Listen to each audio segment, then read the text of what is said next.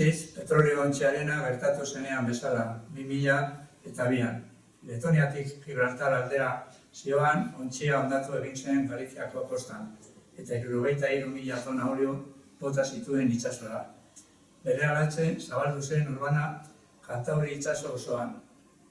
Arrantzaleek erabaki zuten olioa itsasoan bertan jasotzea zela onena, kostaldera iritsi baino lehen, eta itsasora atera ziren bajurako ontziak.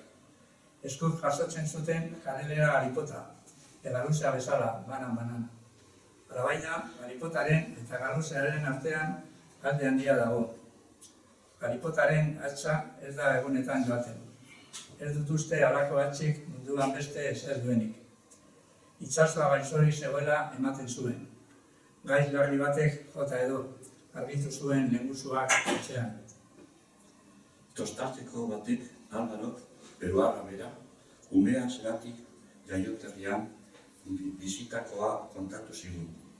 Mendialdean bizi ziren garai hartan, etzola batean, eta omen zituzten etxean izuzpalau adi. Ekaitz gau batez, argi batek garaziek esnatu zuten. Emari zigoen argia eta ezin ez aditu. Arkumearen hankak zituen kanpoan soilik, ez atxera, ez aurrera. Hanketatik tira egin eta atera egin zituen Alvaroren aitak arkumean. Hilik jaio ziren, bada kidatz hori ekartzen zion gogora Alvarori galipotak.